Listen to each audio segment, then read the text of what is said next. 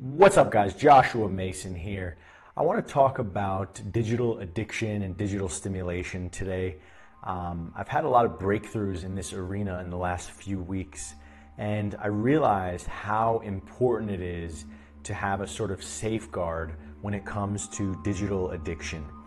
You know, I've been doing hard stuff my whole life, stuff that requires a lot of discipline and willpower, and almost every single morning, I still go through a bit of a battle in terms of, do I check my phone or do I do a practice? Usually it's like, do I wake up and check my phone right away, or do I start some sort of meditation or stretching or go for a walk or even a shower and brushing my teeth and, come to my own senses before checking the phone?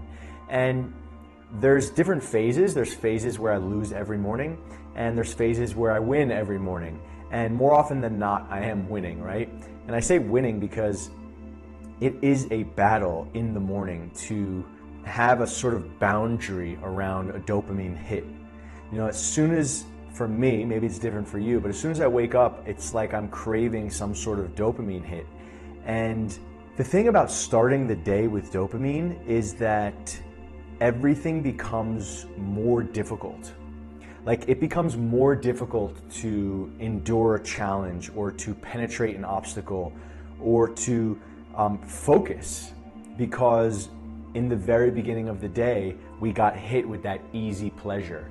And that pleasure is really supposed to be earned. My friend is a world-class computer programming teacher, and he has all these guys come to him from all around the world, Ivy League students and corporate people and a lot of geniuses and super high IQ people, and he has like a 30% fail rate, a 30% success rate, which means that 60 to 70% of the students fail his course. It's a 3-month course. They live, breathe, and eat computer programming. They sleep there too, right? And I asked him many years ago, what is the quality, what is the most important quality of a person that makes it through the course? Like, what kind of people quit? What kind of people make it through? I asked him, is it the Ivy League people that always make it through because they're the smartest? And he said no. He said the people that make it through are the ones who can see the problem, understand the problem, and not stop penetrating the wall. There's a wall that happens in computer programming. I wouldn't know, I'm not a programmer, but it's like you get hit with these massive set of problems, or problems that are really difficult to solve, and people give up. They give up on that one problem. And it's the people who can push through that and keep going through against all of their emotions, all of their feelings, they just push through. And that is what leads to a successful, student of his course. And I realized when we have quick dopamine, we are so much quicker to give up on a problem. I find myself going through problems all day when it comes to YouTube or video editing or my sales page, my sales funnel, all of the things that I do for my business. When I give myself fast, easy dopamine, I'm not interested in penetrating these obstacles because I get my little pleasure from my phone. Like, I get that easy, fast pleasure. Why would I go through this challenge, right? And so there's a real importance in 2022 around cultivating a safeguard and a practice protecting yourself from digital addiction, right? I like to go for a walk every evening as often as I can without my phone. I like setting the app's self-control on my computer and Freedom app on my phone. These actually can block me out of websites.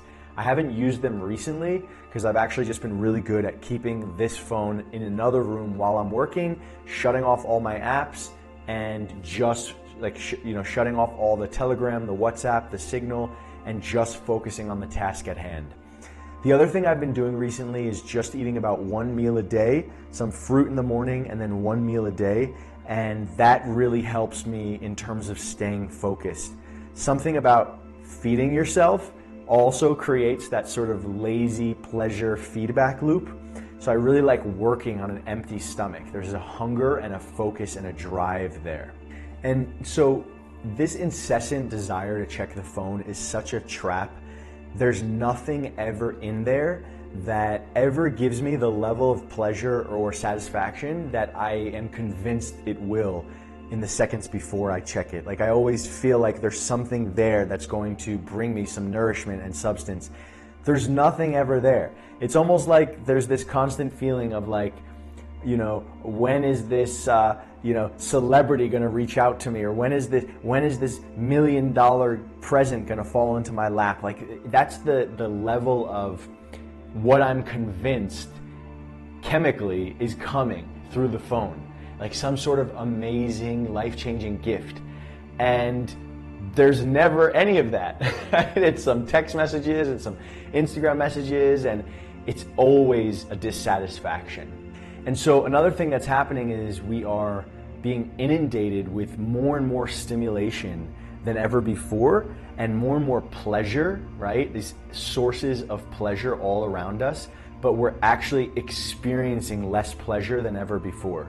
So we become more and more desensitized as we start being bombarded with more and more stimulation.